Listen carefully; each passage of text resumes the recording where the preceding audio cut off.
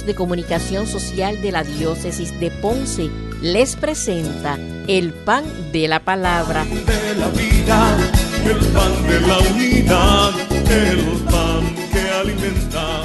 En esta nueva etapa de la sinodalidad, con el lema Yo soy el camino, la verdad y la vida. Caminemos juntos en comunión, participación y misión. En profunda comunión, ven a nuestras almas, porque somos todos tuyos, Señor.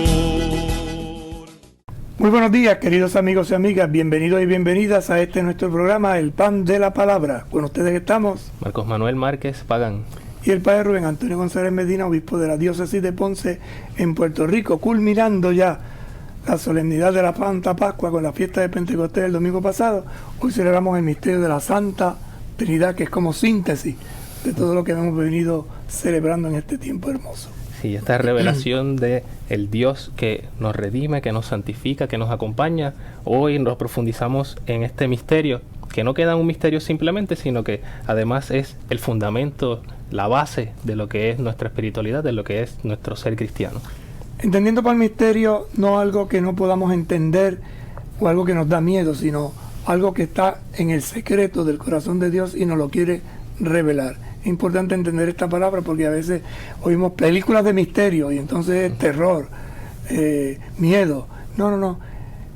El concepto cristiano es todo lo contrario. Dios tiene un plan y nos lo revela desde este proyecto de Dios, que es amor, que es vida, que es salvación.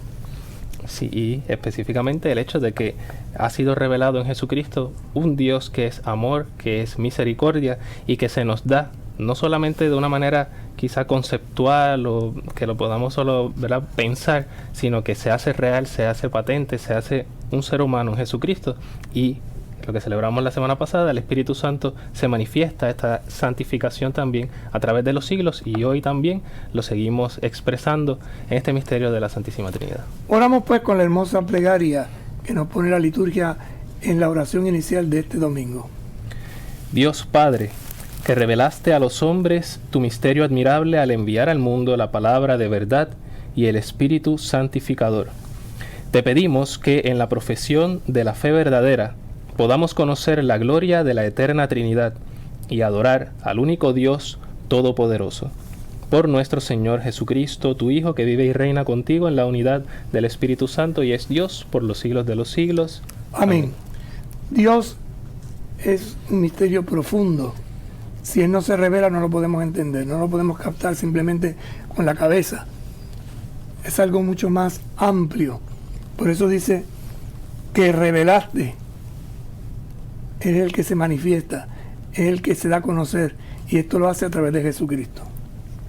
Sí, es importante ver cómo la palabra misterio hace referencia a lo que es una manifestación externa de algo que quizás no podemos entender si no se da de manera revelada. Y entonces Dios Padre, que se va manifestando poco a poco en el Antiguo Testamento, no fue, digamos, comprendido en su plenitud hasta que entonces se revela en el misterio de Jesucristo, palabra de verdad, palabra que se hace patente, palabra que se hace ser humano y nos habla en nuestro lenguaje, en nuestro idioma, en nuestra realidad, con una cultura específica, en fin, en todo lo que hace al ser humano comprender de una manera más sencilla aquello que quizás se veía como en el Antiguo Testamento, ¿no?, una realidad tan admirable, tan lejana, se hace cercana, se hace patente en Jesús. Jesús es la palabra hecha carne. La acción de Dios. ¿Usted quiere saber cómo es Dios? Mire a Jesucristo. Acérquese a Jesucristo. Medite sobre Jesucristo y verá ahí el amor del Padre manifestado plenamente. En misericordia, en ternura, en compasión, en cercanía, en acercamiento, en todo aquello que demuestra la vida como algo que vi, pero que se da, que se manifiesta. Sí, es curioso que, ¿verdad? Siguiendo lo que dice el Padre, la de ver y darse es propio de la manifestación humana, ¿no? El hecho de que las oraciones podemos decir, Señor, mira, ¿verdad?, ve lo que está sucediendo, inclina tu mirada, y el hecho de pedirle, ¿verdad?, que nos asista, que se nos dé, pues nosotros también en nuestra realidad, al ver a Jesucristo que se da, que mira, que está cercano, pues nosotros también imitar esa misma realidad de ver, poder contemplar la realidad, poder asumirla desde la fe y después actuar según el amor de Jesucristo, según el mismo ejemplo del mismo Jesús. ¿Quién es Jesús? La verdad revelada. ¿Y cuál es la verdad? El amor. ¿Y quién es el Espíritu? La santificación. Es decir, ese amor que santifica, ese amor que se planifica, ese amor que amplía horizontes, ese amor que me hace a mí no rechazar, no abandonar, sino todo lo contrario, insertarme, meterme dentro, espíritu, sumergido en. Es difícil a veces entenderlo o explicarlo con palabras, ¿verdad? Es más bien una vivencia. Los orientales, más que explicar a Dios, viven a Dios, se sumergen dentro de Dios. Sí, y se manifiesta en todas las realidades humanas. Por eso es que cuando hablamos de la Trinidad, si no hemos podido profundizar en el hecho de que es un Dios que es comunidad, que se entrega, que se da, que el Padre se entrega completamente al Hijo, el Hijo al Padre, y esa misma entrega es el Espíritu Santo, y que a imagen y semejanza de ese Dios que se entrega estamos creados, pues eso es lo que estamos llamados a vivir esta entrega en comunidad, entrega del uno al otro, este darse completamente al otro, tanto como vamos a ver luego en las lecturas, que el Padre entrega al Hijo. O sea, es como si nosotros mismos nos entregamos a los demás, poniendo ese mismo don del Espíritu Santo que se nos ha entregado, que se nos ha dado en Pentecostés y que se nos ha llamado a dar ese fruto. Y ese Espíritu santifica. ¿Y qué es santificar? Poner en acción la palabra de la verdad, que se hace obra, acción. ¿Acción qué? Salvadora. Salvadora, que me sala, me hace salir de mi pecado, me hace salir de mi maldad, me pone en camino, me pone en ruta. Por eso la segunda parte dice: te pedimos que en la profesión de la fe verdadera, profesando esta fe en el Dios de la vida, en el Dios de la esperanza, en el Dios del amor, podamos conocer la gloria, es decir, llegar a saborear, a gustar, a penetrarnos del misterio de Dios. Este misterio de Dios que lo invade todo, que lo penetra todo, que lo transforma todo. Sí, un Dios que en ese mismo proceso profesamos la fe primero, o sea, de manera no solamente de palabras, sino con obras, con actos, con una manifestación de vida, con una vivencia, y luego entonces vamos a ir poco a poco conociendo lo que es la Trinidad, porque ciertamente se ha revelado, lo vivimos, pero es un misterio tan grande, ¿verdad?, que cada día podemos conocer más y más, y no vamos a llegar en plenitud, incluso hasta que tengamos el encuentro definitivo con el Señor, y aún así por toda la eternidad seguir conociendo cada vez más y adorarlo como único Dios todopoderoso, como dice la oración, pero que desde ahora, esa vivencia, ese conocimiento, ese acercarnos a Dios se va a dar en la medida en que vayamos nosotros viviéndolo, entregándonos al otro, manifestándolo en esta vida, porque de esa manera es que se va revelando los misterios. El hecho de que algo que es invisible, la presencia de Dios muchas veces en el mundo, se hace visible en el amor verdadero, en el amor al otro, cuando nos entregamos a los demás y amamos al prójimo como Jesucristo nos ha amado. Conociendo la gloria, es decir, la esencia de Dios, llegaremos a adorar al único Dios todopoderoso. Adorar, meterse dentro, sumergirnos dentro. Por eso la palabra bautizar no es simplemente echar agua, es meterse. El bautismo ritualmente se puede hacer, ¿verdad?, por aspersión, rocía, por derramamiento de agua sobre la cabeza, que es el que más comúnmente vemos en la iglesia, o en una liturgia, sobre todo de la iglesia oriental, sumergiéndose. Entonces, meterme dentro de, y me sumerjo. Y así como soy entrado dentro del agua y casi me muero, cuando salgo, el hálito vital es un signo visible, ámbito de que muero, pero resucito. Me sumerjo en el corazón del Padre, que es vida. Me sumerjo en el corazón del Hijo, que es mi esperanza, porque en Él hay salvación. Me sumerjo en el amor de Dios, que me llena, me llama, me transforma, me purifica, me lava, me baña, en otras palabras, ¿verdad? Tratando de buscar expresiones que ni le salen a uno. Sí, es que es un misterio tan inabarcable que uno solo lo que puede es explicarlo de alguna manera, pero al final uno llega hasta un tope que uno no puede explicar más, y ahí es donde entra el misterio, porque nuestra mentalidad es limitada, ¿verdad? Nuestro lenguaje también es limitado, nuestro lenguaje humano, pero al fin y al cabo siempre vamos a tener alguna palabra para expresar lo que es la palabra en sí misma, que se hace ser humano y sin ¿verdad? El mismo hecho de que se haya encarnado, nos haya visitado, nos haya redimido con nuestro lenguaje humano, con nuestras realidades humanas, significa que también tenemos una responsabilidad de ir profundizando cada vez más y actuando conforme a esta misma revelación. Y ahí entendemos cómo la Trinidad es la casa. ¿Por qué la Trinidad es la casa? Porque conocemos. Y lo que conocemos lo amamos. Y lo que amamos nos disponemos a servirlo. Y lo que nos disponemos a servirlo se convierte entonces en una adoración. Entonces adorar a Dios es todo esto: conocer, amar, servir para glorificar. No es simplemente con expresiones, no, es todo un conjunto. Un Dios que se hace presente, un Dios que se manifiesta, un Dios que me acompaña a ti y a mí en la ruta, en el camino de la vida.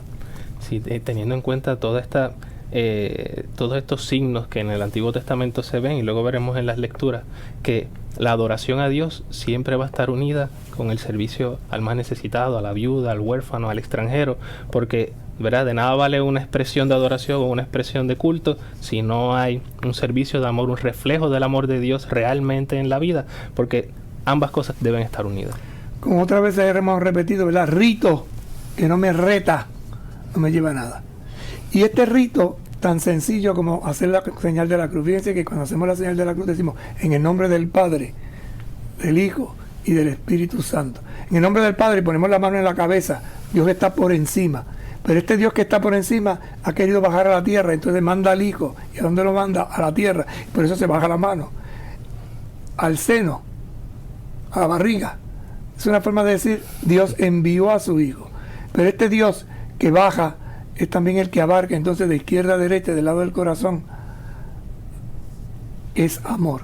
Entonces Dios es vida.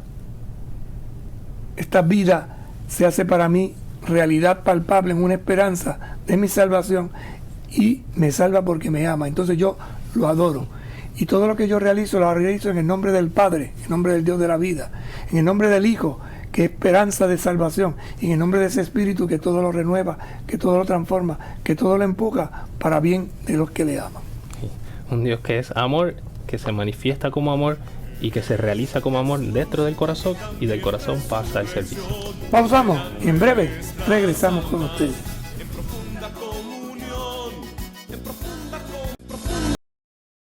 Comunión llena nuestras almas, porque somos todos tuyos, Señor. Compartimos con ustedes este domingo de la Santísima Trinidad, que es el misterio central de nuestra fe. Fuimos bautizados en el nombre del Dios uno y trino, Padre, Hijo y Espíritu Santo. Y este domingo la Iglesia celebra este misterio en su unidad. Un Dios que es vida, un Dios que es esperanza, un Dios de amor. Continuamos nuestra oración inicial preparando el corazón para escuchar la palabra, y lo hacemos ahora a través del Salmo, que esta vez es un cántico tomado del Antiguo Testamento del profeta Daniel, capítulo 3. A ti, gloria y alabanza por los siglos. Bendito eres, Señor, Dios de nuestros padres. Bendito tu nombre, santo y glorioso. Bendito eres en el templo de tu santa gloria. Bendito eres sobre el trono de tu reino. Bendito eres tú que estás sentado sobre querubines, sondean los abismos. Bendito eres en la bóveda del cielo. A ti, gloria y alabanza por los siglos. Podemos decir que esta antífona es como el resumen de lo que estamos nosotros como criaturas invitados a hacer. A darle ¿qué? Gloria y alabanza al Señor por los siglos. ¿Y cómo le doy yo gloria y alabanza a Dios? Pues a través de las obras. Esas obras que Él me ha enseñado a realizar. Por eso va a ir sectorizando Daniel en este cántico expresiones bien concretas. Y comienza desde la historia inicial, mi vida. Bendito eres, Señor, Dios de nuestros padres. Es decir, bendito sea Dios desde la historia, desde mi creación, desde lo que soy. ¿Y qué soy? Sino fruto del amor de un hombre y de una mujer. Por eso que su nombre sea santo, que sea glorioso. Sí, y específicamente es el recordar, el poder valorar lo que hemos recibido, la tradición que hemos recibido. No solamente el hecho de que sí podemos a través de la historia ver en el pasado quizás algunas cosas que se hubieran hecho mejor o que pudiéramos haber nosotros mejorar, pues de hecho ahora el poder reconocer todo lo bueno que hemos recibido, sobre todo la fe que recibimos de nuestros padres, de nuestros familiares, de nuestros antepasados, y que la heredamos hoy, darle fruto hoy, dar testimonio hoy, y en este caso se va a dar el testimonio de que se ha recibido, y lo que hemos recibido lo vamos a valorar y lo vamos a poner a dar fruto, y lo que hemos recibido que quizás no sea tan tan positivo, pues eso pues obviamente nos toca a nosotros resolverlo, pero ciertamente lo bueno se valora, se recibe, se le da el valor que requiere, y en este caso se sigue bendiciendo al Señor. Santo y glorioso es su nombre, y lo hacemos desde la fe que hemos recibido. Una fe que ha brotado en la familia. Y entonces hacemos referencia, mirándolo desde el punto de vista cristiano, de la iglesia doméstica. Es mi familia, es mi hogar, donde yo he descubierto a través del amor de mis padres que Dios existe. Un Dios bueno, un Dios compasivo, un Dios misericordioso, un Dios que merece alabanza. Por eso bendito tu nombre. Y sabemos que en el Antiguo Testamento el nombre de Dios se reflejaba en el tetragramatón, Yahvé, Señor de la historia, el yo soy, que en Jesucristo se nos revela que este yo soy es vida, es Padre. Y por eso cuando yo digo Padre, estoy diciendo vida. ¿Vida que brota de qué? De un amor profundo hacia la criatura.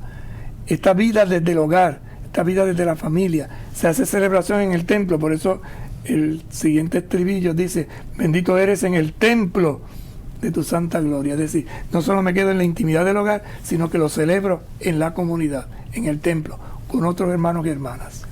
Sí, es de notar el hecho que se menciona el templo, porque aunque el texto está haciendo mención en el libro de Daniel, al momento en que se prueba a estos tres jóvenes en el horno, que ¿verdad? El rey de Babilonia quería que se adorara su estatua, y ellos pues se niegan, lo meten al horno, ¿verdad? Y no les pasa nada.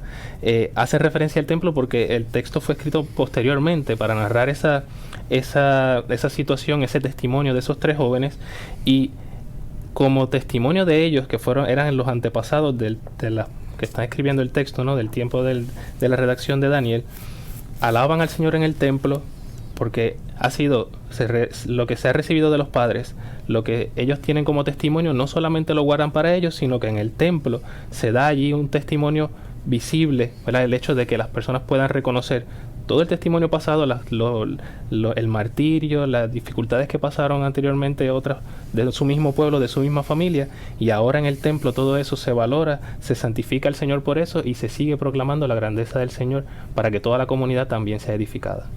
Familia, bendito eres, Señor Dios de nuestros padres. Culto, templo, bendito eres en el templo de tu santa gloria. Y ahora el tercer, bendito eres sobre el trono de tu reino, el gobierno. Hay que entender que para un israelita no eran cosas como pedazos, sino que había toda una continuidad, era una historia de salvación que partía desde la llamada a la vida en la familia, desde lo que se celebraba en el templo, pero desde lo que se hacía servicio a través de acciones concretas que el rey, que personificaba a Dios en medio del pueblo, le servía. Entonces es interesante para que veamos el conjunto de lo que estamos llamados nosotros a hacer como hombres y mujeres ya desde Jesucristo. Bendecir desde la familia, celebrar en el templo, pero sobre todo actuar en la historia, cada uno desde ese gobierno que el Señor nos permite realizar allí donde nos ha puesto, porque cada uno de nosotros somos como pequeños reyesuelos, servidores de aquellos, tú de tu familia, el otro de su trabajo, en el templo, aquel. Lo importante es que todo lo que hagamos lo constituyamos en una verdadera alabanza, un verdadero cántico de adoración a Dios. No es que estemos todo el día cantando salmos, sino que con mis acciones, en mi servicio de honradez, de responsabilidad, sea política o social, sea de salud, lo que sea, se convierta realmente en un culto de adoración al Dios de la vida. Sí, y se ve todo como un proceso que va en ascenso, ¿no? Dentro de la familia se recibe al Señor, se bendice al Señor, se glorifica al Señor, de la familia al templo, porque Dios siempre primero, ¿no? Dentro de la familia, al templo, en el lugar específico en donde se hace los actos de adoración específicamente para Dios, teniendo en cuenta al Señor siempre, en todo momento, como primero, y luego reconociendo que además de lo que se hace en la familia y la adoración que se le da al Señor en el templo, las acciones sociales, el reino humano, ¿verdad? De alguna manera, tiene que ser reflejo de ese reino de Dios, de justicia, de santidad, de bien común. El hecho de que no solamente es lo recibo, lo llevo al templo en familia, ¿verdad? Lo comparto con el resto de la comunidad, sino que el mismo gobierno, en la misma sociedad, tiene que estar de esta misma manera conectado con el reino de Dios, porque si no, entonces no va a tener este sentido de que se da en la familia, se bendice el Señor en el templo, pero entonces en la acción social, en el reino, en la manera de gobernar no se da, pues entonces ya ahí se rompe con esta unidad que se tiene del Señor y con esta conciencia que tiene el pueblo de Dios, en este caso el pueblo de Israel, de que son el pueblo elegido de Dios, pues en sentido religioso, y pueblo en el sentido político también, de que son un pueblo, de que son entre otros reinos, es el pueblo, y no solamente el pueblo, sino el escogido del Señor, donde Dios es bendecido y es alabado por siempre. Y entonces va haciendo como síntesis. Por eso al final va diciendo, bendito eres tú, que sentado sobre el querubín, es decir, sentado en lo más alto, por encima de todo, en el cielo, lo que llamamos el cielo, sondeas, te metes dentro de los abismos en la tierra, todo lo que nosotros estamos llamados a hacer. Por eso, bendito eres en la bóveda del cielo. Entonces, cielo y tierra y cielo se unen en alabanza. Cuando nosotros celebramos la Eucaristía, fíjense que generalmente en la plegaria eucarística, la introducción que llamamos el prefacio, siempre al final como que se dice más o menos lo mismo. Y unidos los ángeles santos y santas del cielo, cantamos sin cesar el himno de tu gloria. ¿Cuál es ese himno de la gloria? Santo, santo, santo. Trinidad. En unidad. Señor Dios del universo, llenos están el cielo y la tierra de tu gloria. Hosana en el cielo. Ese cántico que en el Antiguo Testamento se decía cuando se manifiesta Dios al profeta Isaías en el templo, Dios de los ejércitos, el Dios guerrero. En la iglesia lo cambiamos a Dios del universo, porque el cristiano tiene una visión que lo abarca todo y lo mira desde, haciendo recuento, ¿no? Familia, templo, gobierno, pero para gloria y alabanza del verdadero y único Dios que se nos ha revelado en Jesucristo, nuestro Salvador. Sí, de esta manera queda palpable que todo lo que nosotros hacemos, ya sea en familia, ya sea en comunidad, ya sea en el trabajo en la sociedad, el trabajo de la parte de gobierno, todo va a estar abarcado por el nombre del Señor y todo va a estar, ¿verdad?, de alguna manera como un eje transversal. Cada acción y cada acto siempre teniendo en cuenta la justicia del Señor, que sea bendito y alabado su nombre. Y en el caso, ¿verdad?, de lo que decía Padre de nuestro cántico de el Santo, Santo, Santo, es unirnos nosotros a los coros angélicos, a lo que es el cielo, y la gloria de Dios del cielo, que también sondea los abismos, que llega hasta la tierra, pues que se haga presente, es como decirlo de alguna forma, unificar aquello que nosotros confesamos, que nosotros vivimos de alguna manera aquí en esta vida, unirlo también con lo que el Señor nos tiene preparado en el cielo. ¿Quién es Dios? Y entonces, con las 4 letras de la palabra Dios, podemos hacer como una pequeña síntesis, ¿verdad? ¿Dios quién es? El dador. ¿Dador de qué? De vida. ¿Quién es Dios? Si es dador de vida, es el que, con la I, irrumpe en mi vida. Irrumpe quiere decir que se mete. Y se mete hasta los abismos, hasta el tuétano, diría en la lectura de la carta a los hebreos. ¿Quién es Dios? Dios es el que me organiza. Poniendo a Dios en mi vida, centrando mi existencia en Él, se me organiza la vida. ¿Para qué? ¿Qué es lo que desea Dios? Salvarme. Pero ¿cómo me salva Dios? Siendo solidario. ¿Y cómo se hace Dios solidario conmigo? En Jesucristo. Entonces, Dios, el que da vida, el que irrumpe en mi vida, el que organiza mi vida, el que me salva en la vida, haciéndose ¿qué? Solidario. Dios uno y trino. Y ya hasta ¿verdad? Ese es como que el resumen. Diría, no hay más palabras que uno pueda añadir a eso. Santo, santo, santo.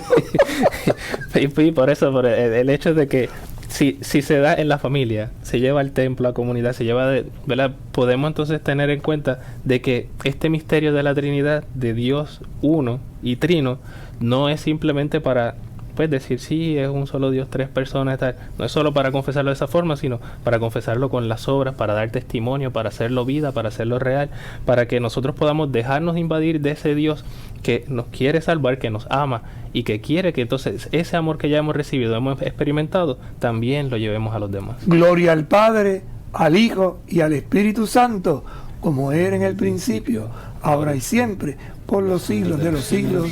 Amén. Pausamos y luego volvemos. Profunda comunión llena nuestras almas, porque somos todos tuyos, Señor. Compartimos con ustedes la hermosa liturgia de este domingo de la Santísima Trinidad. Vamos ahora a abrir el libro de Dios en el Antiguo Testamento, capítulo 34 del libro del Éxodo. Vamos a leer el verso 4, damos un saltito al 6 y luego al 9. Sería entonces Éxodo 34, 4, 6, 8, 9, que nos va a hablar de este misterio de la Trinidad en clave de Antiguo Testamento. Después vemos qué interesante este texto. En aquellos días Moisés subió de madrugada al monte Sinaí, como le había mandado el Señor, llevando en la mano las 2 tablas de piedra. El Señor bajó en la nube y se quedó con él allí, y Moisés pronunció el nombre del Señor. El Señor pasó ante él, proclamando: Señor, Señor, Dios compasivo y misericordioso, lento a la ira y rico en clemencia y lealtad. Moisés, al momento, se inclinó y se echó por tierra, y le dijo: Si he obtenido tu favor, que mi Señor vaya con nosotros, aunque ese es un pueblo de cerviz dura. Perdona nuestras culpas y pecados, y tómanos como heredad tuya. Palabra de Dios. Te alabamos, Señor. Recordemos que la palabra éxodo quiere decir salida. Por lo tanto, en este domingo, cuando se nos presenta a la iglesia este texto, es para que nosotros también nos pongamos en salida. Salida de unos conceptos de Dios que tenemos quizás definidos y matematizados, explicativos, que queremos darle razón a todos. Y sin embargo, el Señor está diciendo, esto es otra cosa. Y por eso nos va a invitar, como a Moisés, a subir a un encuentro, a dejar nuestras posturas quizás un poco codificadas para tener verdaderamente una experiencia de Dios. Sigamos el texto y tratemos de ver si esa experiencia también se da en nosotros. Sí, y dice que Moisés, en aquellos días, o sea, en los días del Éxodo, Moisés subió de madrugada al monte Sinaí, como le había mandado el Señor, llevando en la mano las 2 tablas de piedra. El Señor bajó en la nube y se quedó con él allí, y Moisés pronunció el nombre del Señor. Aquí es curioso el hecho de que estamos en Éxodo, prácticamente están en el monte Sinaí. Si seguimos el orden más o menos cronológico, ya llevan casi 20 años caminando en el desierto, a mitad de camino. El hecho de que también estaban caminando hacia más lejos de la tierra, pero pues eso es parte también del proceso. Entonces cuando llega, se da esta dinámica de las tablas, el pueblo empieza a adorar el becerro de oro, pero después sucede todo lo que sucede. El Señor le da las 2 tablas de la ley y aparece entonces con las tablas y subiendo al monte. Y lo curioso, el Señor baja en la nube, el símbolo de la nube, y se quedó con él allí, y Moisés pronunció el nombre del Señor. Lo curioso es que Moisés sube, ¿verdad? Poniéndolo como testimonio de lo que nosotros también debemos hacer con las tablas, el hecho de que es la ley, ¿verdad? El compromiso del pueblo para con Dios, y Dios lo visita, baja una nube y se queda con él allí, y Moisés pronuncia su nombre, es decir, está cercano, se encuentra con el Señor en la parte de arriba del monte Sinaí. Visualicémoslo desde nuestra experiencia vital. Subió de madrugada, por lo tanto es algo nuevo que van a hacer, algo distinto. Va subiendo y es a escala ascendente, por lo tanto voy dejando atrás ciertas cosas. Como decía Marco, el pueblo ha estado caminando 20 años. Interesante, lo hemos comentado otras veces. ¿Por qué da todo ese rodeo? Porque lo tiene que purificar, porque ellos tenían unos conceptos de Dios, y aquí va a pasar exactamente lo mismo. Sube de madrugada, algo nuevo. Recordemos que la resurrección en clave cristiana se da de madrugada. Sube al monte de Sinaí, al monte del pacto, al monte de la alianza, a ese monte donde hay un encuentro profundo. Y es un pueblo que obedece. ¿Obedece quién? Moisés, que es el que está subiendo, como le había mandado el Señor. Y lleva las tablas, lleva el compromiso, lleva la alianza, que son de piedra, pesadas. Es interesante mirar todo esto, ¿verdad? Sí. En las manos. Por lo tanto, lleva dos cosas que pesan muchísimo. El Señor bajó, Él sube y el otro baja. Pero dice que bajó en la nube. Y la nube es signo de la gloria de Dios, de la presencia de Dios, del diálogo con Dios. Y se quedó con Él allí. ¿Quién se quedó con Él allí? Dios. Dios se quedó con Moisés. Fíjate qué interesante. Dios es el que sale. Él sube, pero el otro baja. Por tanto, Dios es el que se hace el encontradizo. Y entonces Dios, en ese encuentro, Moisés pronuncia el nombre del Señor. ¿Cuál es el nombre del Señor? Y nos dice a continuación: el Señor pasó ante él, Pascua, proclamando: Señor, Señor, Dios compasivo y misericordioso, lento a la ira y rico en clemencia y lealtad. ¿Y quién es el que pasa proclamando? No, es Dios mismo. Es Dios quien se revela. Sí, es como quien dice, dice, pronuncia el nombre de Dios. Ok, podemos Ya nosotros así, ya ve que Ya ve, Elohim. que es de los conceptos estáticos. Y el entonces Señor viene y le dice, yo te voy a decir quién yo soy. Señor, Señor, Dios compasivo, misericordioso, lento a la ira, rico en clemencia y lealtad. Fíjate qué interesante, dice, Moisés pronuncia el nombre de Dios y entonces le dice, Señor, porque le habrá dicho a Adonai, Señor. Y dice, sí, Señor, pero te voy a decir qué tipo de Señor soy. ¿Y cuál es el tipo de Señor que soy? Porque tú tienes esas piedras en las manos, esas tablas que estás pensando en otro tipo de Dios. Pues esas tablas están reflejando de que soy un Dios, el que da, el que irrumpe, el que organiza, el que es solidario, el que sana, que es, miren qué interesante, compasivo, misericordioso, lento a la ira, rico en clemencia y Dios leal. 1, compasivo. 2, misericordioso. 3, lento a la ira. 4, rico en clemencia. 5, lealtad.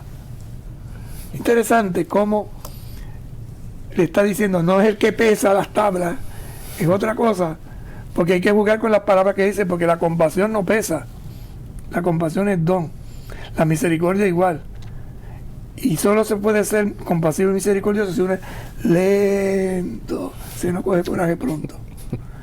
Y a colmo, después dice lento a la ira, es que soy rico, y soy rico en clemencia y en lealtad, no te fallo. Es interesantísimo, porque nos va como desmontando, o como dicen hoy los educadores, desconstruyendo todo un sistema.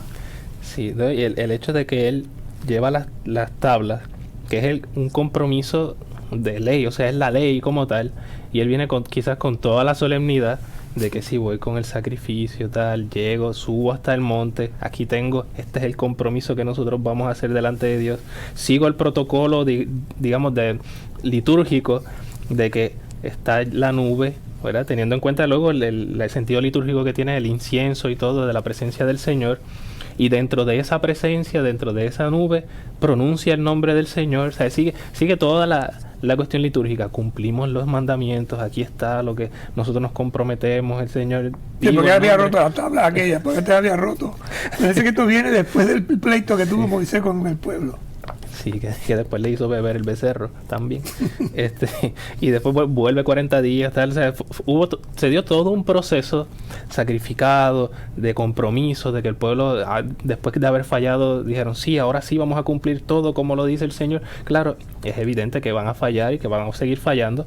Por lo tanto, el Señor se adelanta a quizás esta concepción del Dios de que sí, ciertamente requiere, ¿verdad?, unos mandamientos y unas conductas, pero al final, si cumpliendo esas conductas, cumpliendo lo que el Señor pide, fallando o cumpliéndolo como sea, ¿verdad?, porque en el proceso vamos en alta y baja, si no tenemos en cuenta que el Señor es compasivo, misericordioso, que es amor, de nada vale cumplirlo si no se hace por amor, si no se hace con los mismos aspectos que Dios se revela, compasión, misericordia, clemencia, lealtad, porque al final el compromiso, lo que el Señor quiere que se haga es que se lo ame a Él sobre todas las cosas y que ese mismo amor se manifieste. A mí lo que me impacta de este texto es cómo cambia Moisés. O sea, yo traigo la ley y yo voy a hacer que este pueblo cumpla esta ley y la va a cumplir a rajatabla. Tú verás, porque yo soy el líder. Y entonces es como un poco irónico. El Señor dice, ajá, así que yo soy el Señor. Señor, te voy a decir qué tipo de Señor soy yo. Claro, esto es la interpretación de las palabras, ¿no? Y entonces él dice, soy compasivo, soy misericordioso, soy lento a la ira, soy rico en clemencia y leal. Y entonces Moisés como que, y ese es el párrafo siguiente, como que cae en cuenta y dice, se echó por tierra, como que dejó las tablas. Digo, ay, pues yo estoy cargando estas piedras inútilmente. Y entonces dice, bueno, pues si eso eres tú, clemente, misericordioso, compasivo, fiel y todo eso, si he haya obtenido tu favor, esta es una oración preciosa, si he obtenido tu favor, que mi Señor vaya con nosotros, porque yo iba con las piedras, pues no, ve delante de nosotros, porque este es un pueblo de cerviz dura, de cabeza dura, y como somos de cabezones durísimos, pues Señor, pues perdona nuestras culpas, perdona nuestros pecados y tómanos como heredad tuya, tómanos como pueblo. Aquí es donde Moisés descubre que la ley está dada, pero que la ley no salva. Si no se tiene y se descubre que Dios es compasivo, que Dios es misericordioso, que es lento a la ira, que es rico en clemencia y es leal. Es decir, están los 10 mandamientos, pero Dios sabe que el pueblo va a fallar. Y a pesar de todo eso le está diciendo a Moisés, no seas tan duro, no seas tan rígido. Después Moisés se lo va a recordar a Dios más adelante en otro texto, cuando hay el pleito entre Dios y el pueblo. Dice, destruye ese pueblo. No, ese pueblo es tuyo. Pero la raíz de eso está aquí. Sí, es el cambio, digamos, la conversión de Moisés, el hecho de que sí hay unas normas, sí se ha hecho un compromiso, pero el compromiso no está basado en que simplemente está en tablas de piedra, que está redactado ahí simplemente en piedra, sino que aquí está, ser heredad suya, ser su pueblo, y Dios, ¿verdad? Dios los protege, Dios los acompaña, yo seré su pueblo y usted, ¿verdad? Y ¿verdad? El pueblo de Dios, y Dios los protege y Dios está con ellos. Pero ellos no lo entienden del todo y por eso tendrá que enviar a su Hijo, que es lo que veremos en el Evangelio. Por amor, envía a su Hijo Jesucristo. Pausamos y regresamos en breve. También resurrección, en profunda comunión, ven a nuestras almas, porque somos todos tuyos, Señor. Continuamos con el pan de la palabra en este domingo de la Santísima Trinidad, misterio profundo en que el Señor se revela, nos es revelado en Jesucristo, y así vamos nosotros profundizando en las lecturas que la liturgia de la liturgia de la Iglesia nos propone para este domingo, y ya hemos pasado por el Salmo responsorial, en este caso del libro de Daniel, donde se dan estas alabanzas al Señor desde distintos grados, desde la familia, en el templo, en el orden social, en el gobierno, y recordando y reconociendo que el Señor abarca desde lo alto del cielo hasta lo profundo del abismo, y como en la lectura del Éxodo, Moisés se pone delante de Dios con la ley, pronunciando su nombre, y el Señor, digamos que de alguna manera le da una conversión de pensamiento, de dejar atrás la rigidez, dejar atrás el simplemente cumplir la ley por cumplirla, sino que confiar en el Señor, Dios que es compasivo, misericordioso, lento a la ira, rico en clemencia y lealtad, reconociendo que de hecho este texto es la primera definición de Dios que aparece en todo el Antiguo Testamento y se revela de esta manera. Por lo tanto, este es nuestro Dios, Dios Trinidad, Dios que es Padre cercano, que se nos da en Jesucristo, que es palabra viva, y nos santifica con el Espíritu Santo. Y ha preparado un banquete para nosotros, banquete en el que actualizamos el misterio de la Pascua, y por eso cuando partimos el pan y lo trozamos, hacemos memoria de Jesucristo, como veremos en el Evangelio, que tanto ha amado al mundo el Padre que entregó a su Hijo. Y por eso simbólicamente cuando partimos este pan aquí en la mesa, y el que tiene chocolate o café también lo moja y lo degusta, queremos con este sencillo gesto decir, qué buena es tu palabra, qué bueno que nos has dado tu palabra, que es como un pan tierno que realmente alimenta. Vamos al libro de Dios una vez más y lo abrimos en el Nuevo Testamento, capítulo 3 del Evangelio de San Juan, versos del 16 al 18. Escuchemos. Tanto amó Dios al mundo, que entregó a su Hijo único, para que no perezca ninguno de los que creen en Él, sino que tengan vida eterna. Porque Dios no mandó a su Hijo al mundo para juzgar al mundo, sino para que el mundo se salve por Él. El que cree en Él no será juzgado. El que no cree ya está juzgado, porque no ha creído en el nombre del Hijo único de Dios. Palabra del Señor. Gloria a ti, Señor Jesús. Es síntesis de lo que hemos vivido durante estos 50 días, que se nos introdujo con este texto del Antiguo Testamento, donde se nos hablaba de una ley, de unas tablas, de un cumplimiento, donde se da un salto y se presenta dentro de este éxodo la definición del Dios misericordia, pero que no se entiende del todo hasta que no llega Jesucristo. Por eso dirá la carta a los Hebreos, si mal no recuerdo, al llegar la plenitud de los tiempos envió Dios a su único Hijo, y entonces entronca con este texto. ¿Por qué? Porque tanto amó Dios al mundo que entregó a su Hijo único, para que no perezca ninguno de los que creen en Él, sino que tenga vida eterna. ¿Por qué? Porque si nos dejamos llevar solo por los 10 mandamientos, como una ley, mire, estamos todos condenados, porque el que no peca con uno, peca con otro. Y si nos viene a la mente aquello que pasó con el joven rico, haciendo memoria también y lectura orante, de ese muchacho que se acerca a Jesús, ¿qué tengo que hacer? Y Jesús le dice, pues cumple los mandamientos. Y él dice, esto yo lo he hecho desde pequeñito. Y entonces Jesús dice el texto de Marcos, sobre todo, lo miró con cariño y dice, qué equivocado está. Te voy a poner la última pregunta del examen. Pues entonces, como tú has cumplido todo, vete, vende lo que tienes y dalo a los pobres. ¡Oh! Y dice que dio una vuelta y se fue. Entrégate, en otras palabras. Por eso este texto de hoy es el resumen de todas las enseñanzas de Jesús, desde el concepto de un Dios que se revela en misericordia, rico en piedad, compasivo, lento a la ira y sobre todo en clemencia y bondad. Es espléndido y grandioso.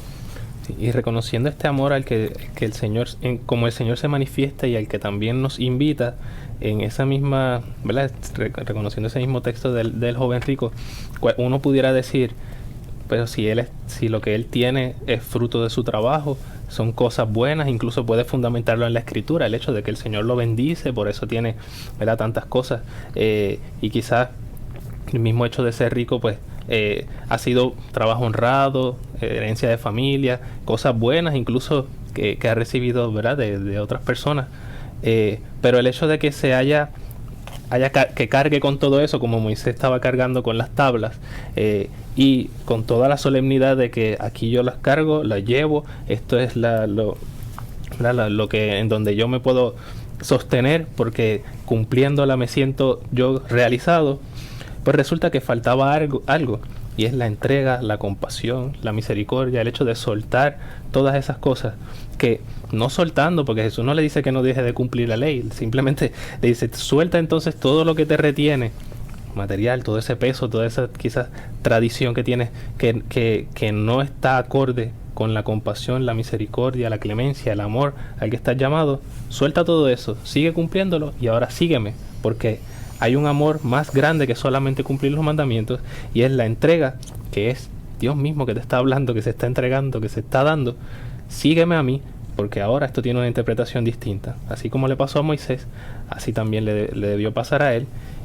Y esto es lo que, en resumen, lo que quiere decir el evangelista San Juan, que Dios amó tanto al mundo que le entrega a su Hijo único para que tengan vida, y esa vida es la que estamos invitados todos. ¿Y en qué consiste la vida verdadera, la vida eterna? En que no juzguemos. Fíjate que esto es interesante porque a continuación dice, el que no cree en Él no será juzgado. ¿Cuál es el juicio?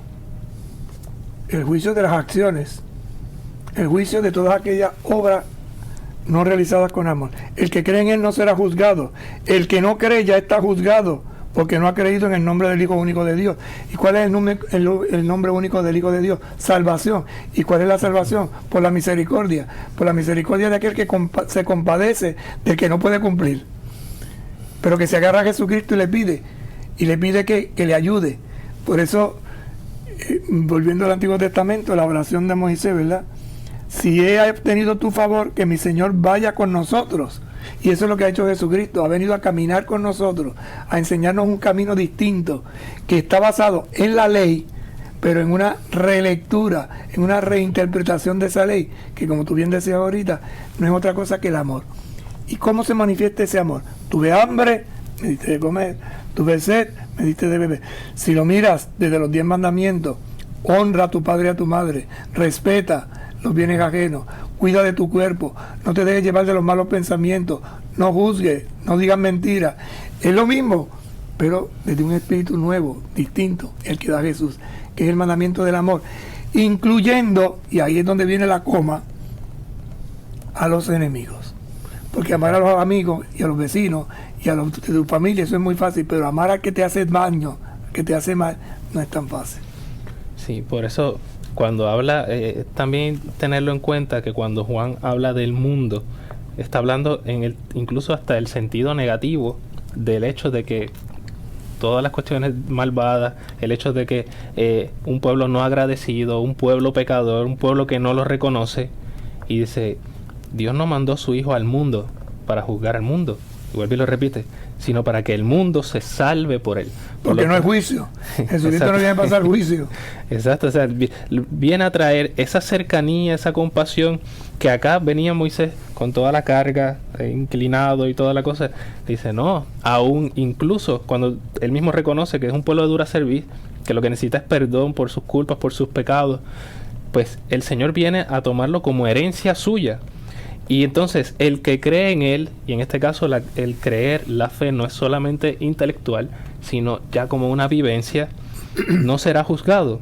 Y el que no cree, es decir, el que no actúa con amor, el que no obra con amor, el que no lo vive, ya está juzgado por sus propias obras, porque no está viviendo el amor, está viviendo otras cosas, está yéndose fuera del amor. Por lo tanto, si está fuera del amor, está fuera de los mandamientos, porque en los mandamientos, viéndolo desde esta perspectiva, se va a manifestar el amor. Dice, y aquellos que no, porque no han creído en el nombre, como decía el Padre. ¿Y cuál es el nombre de Jesús? Salvación. Dios salva, Dios se entrega, Dios está ahí, ¿verdad? Dios se hace cercano. Dios es compasivo, Dios es misericordioso, Dios es lento a la ira, Dios es rico en clemencia y lealtad. Eso es Jesucristo. ¿Quieres ver a Dios? Mira a Jesucristo. Y como expresión de Jesucristo, del amor tan grande, es la cruz. Por eso nosotros en la iglesia, mirando al crucifijo, miramos el rostro misericordioso de Dios, la expresión del amor más grande de Dios. Por eso es que en nuestros templos las imágenes del crucificado no son imágenes tipo Mel Gibson, llena de sangre, así sangrienta, una cosa horrorosa, no, sino que cuando nosotros miramos los crucifijos de nuestros templos, fíjense bien, que son Cristos muertos resucitados. Hay que tener cuidado con ciertas devociones de gente que tiene unos crucifijos llenos de sangre, así, una cosa tan macabra, ¿no? Que ciertamente se dio así, pero la iglesia no te enseña el crucifijo con eso. Por eso hay que tener cuidado con ciertas devociones raras que están apareciendo por ahí, con ciertas imágenes que se están proliferando, que no reflejan el verdadero misterio del amor de Dios, que es la compasión. Porque cuando yo miro a Jesucristo en un crucifijo de la iglesia, que veo la cruz como muerte, como destrucción, pero sobre él lo veo que se ha acostado, y por eso ustedes ven que los rostros de los Cristos en las cruces de la iglesia son distintos, son serenos, son pacíficos. No es para repugnar y salir uno corriendo, es imposible. Pues entonces, ¿qué estamos anunciando? La cruz es muerte, pero sobre todo la cruz es vida. Por eso decimos la cruz gloriosa del Señor resucitado, que es lo que acabamos de celebrar en la Pascua. Y en la religiosidad popular aquí en Puerto Rico y en muchos países de América Latina se celebra con la fiesta de cruz, y por eso la cruz se reviste de flores, porque es una cruz muerte, pero es gloriosa, es de vida. Sí, porque ya no es el sentido de la tortura, del sentido de muerte, no, porque ni siquiera, ¿verdad? Ni siquiera se utiliza ya como ¿verdad? Ese tipo de cosas así, sino el hecho de lo que significa hoy para nosotros, tanto que dentro del misterio de la Trinidad, que es un Dios de vida, lo pronunciamos haciendo la señal de una cruz cuando lo hacemos, ¿verdad? De Cuando muerte. se pare.